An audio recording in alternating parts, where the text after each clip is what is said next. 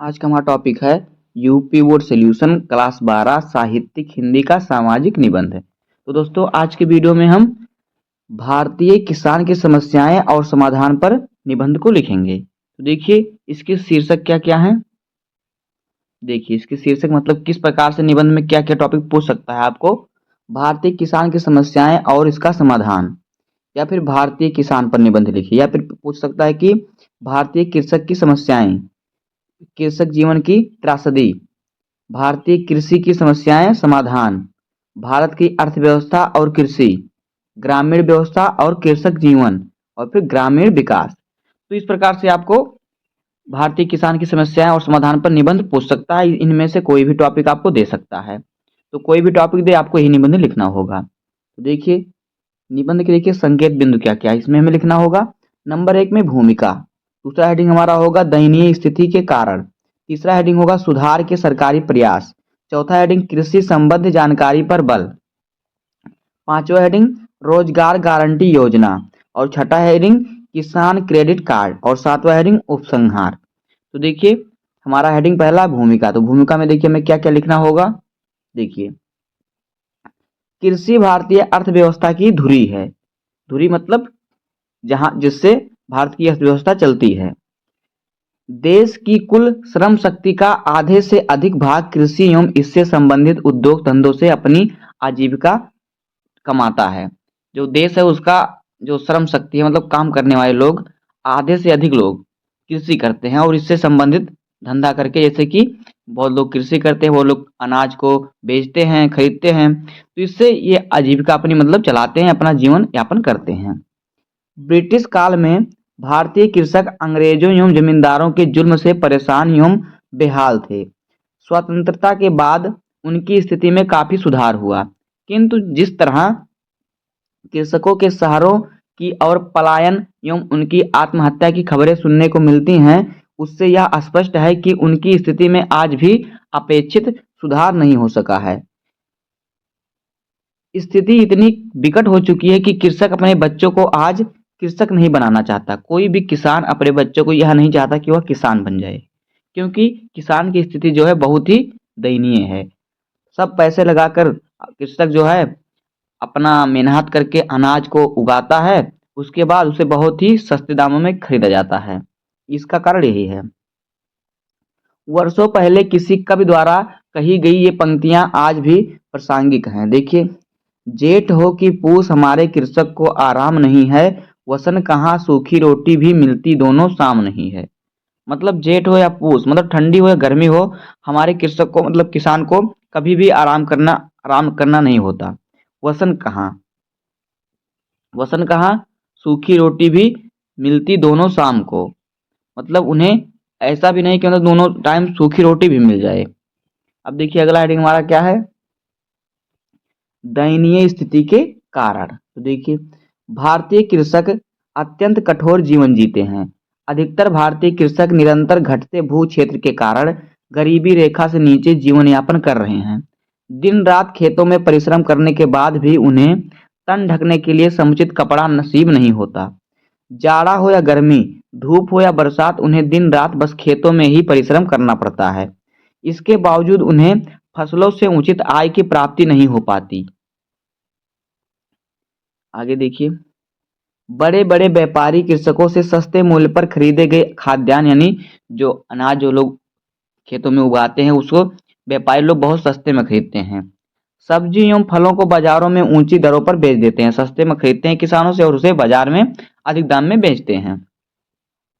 इस तरह कृषकों का श्रम लाभ किसी और को मिल जाता है और किसान अपनी किस्मत को कोसता है। किसानों की ऐसी दयनीय स्थिति का एक कारण यह भी है कि भारतीय कृषि मानसून पर निर्भर है और मानसून की अनिश्चितता के कारण प्रायः कृषकों को कई प्रकार की कठिनाइयों का सामना करना पड़ता है। समय पर सिंचाई नहीं होने के कारण भी उन्हें आशानुरूप फसल की प्राप्ति नहीं हो पाती। अगर सही पे सिंचाई नहीं हो पाती तो वो लोग जैसा चाहते हैं कि हमारा फसल इतना अच्छा होगा, उतना अच्छा नहीं मिल पाता उनको रिजल्ट। आगे देखिए ऊपर से आवश्यक उपयोगी वस्तुओं की कीमतों में वृद्धि के कारण कृषकों की स्थिति और भी दयनीय हो गई, जैसे कि उसमें जो खाद पड़ता है, दवा पड़ता है, वो बहुत महंगा मिलता है। और उनके सामने 2 वक्त की रोटी की समस्या खड़ी हो जाती है या खड़ी हो गई है। कृषि में श्रमिकों की आवश्यकता साल भर नहीं होती, इसलिए साल के लगभग 3-4 महीने कृषकों को खाली बैठना पड़ता है।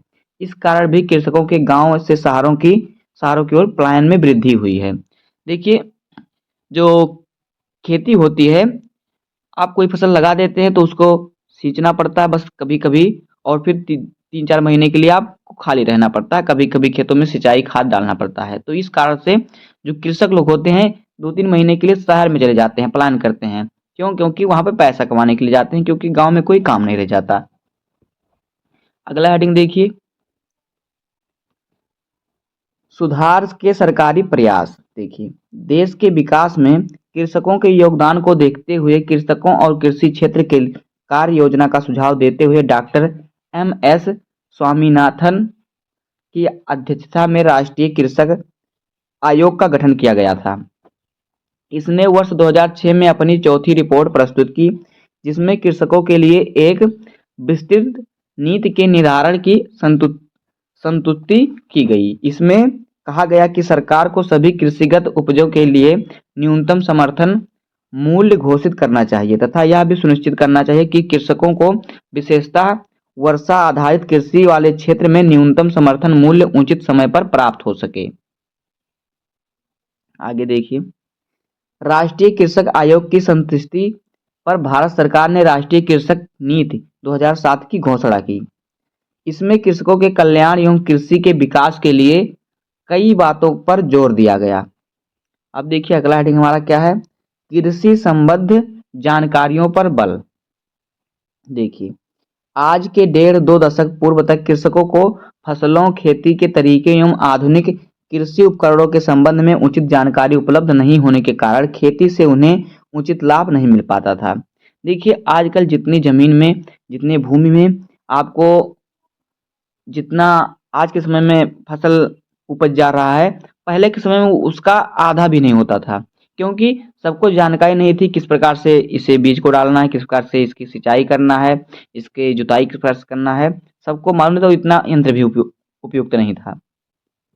आगे देखिए, इसलिए कृषकों को कृषि से संबंधित बातों की जानकारी उपलब्ध कराने हेतु 2004 में किसान कॉल सेंटर की शुरुआत की गई। कृषि संबंधित कार्यक्रमों का प्रसारण करने वाले कृषि चैनल की भी शुरुआत की गई। केंद्र सरकार ने राष्ट्रीय ग्रामीण विकास बैंक के माध्यम से देश के ग्रामीण क्षेत्रों में रूरल नॉलेज सेंटर्स की भी स्थापना की।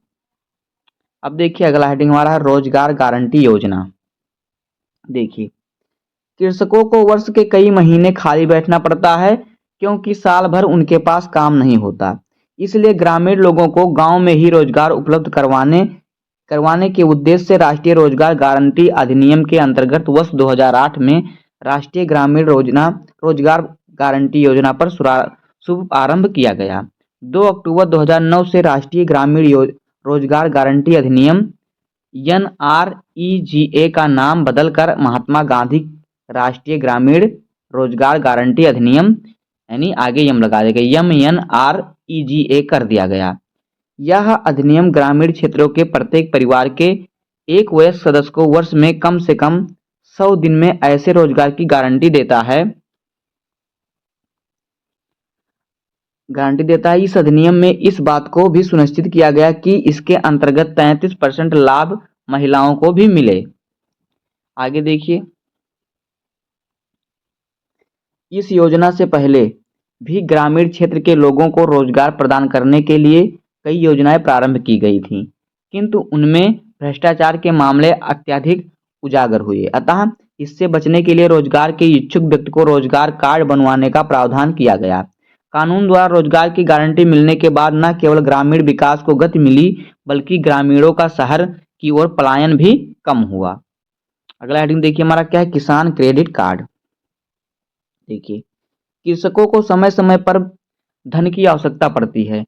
साहूकार के लिए गए ऋण पर उन्हें अत्यधिक ब्याज देना पड़ता है। कृषकों की इस आवश्यकता को ध्यान में रखते हुए उन्हें साहूकार के शोषण से बचाने के लिए वर्ष 1998 में किसान क्रेडिट कार्ड योजना भी शुरुआत की गई।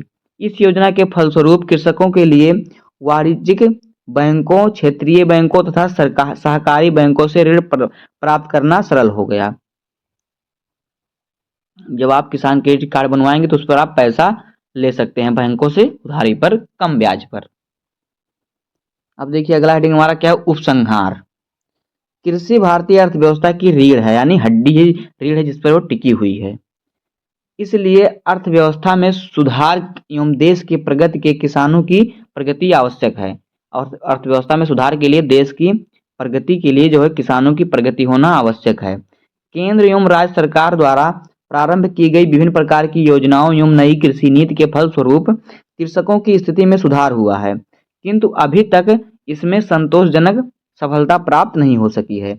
आशा है कि विभिन्न प्रकार के सरकारी प्रयासों एवं योजनाओं के कारण आने वाले वर्षों में कृषक समृद्ध होकर भारतीय अर्थव्यवस्था को सही अर्थों में प्रगति की राह पर अग्रसर करेंगे।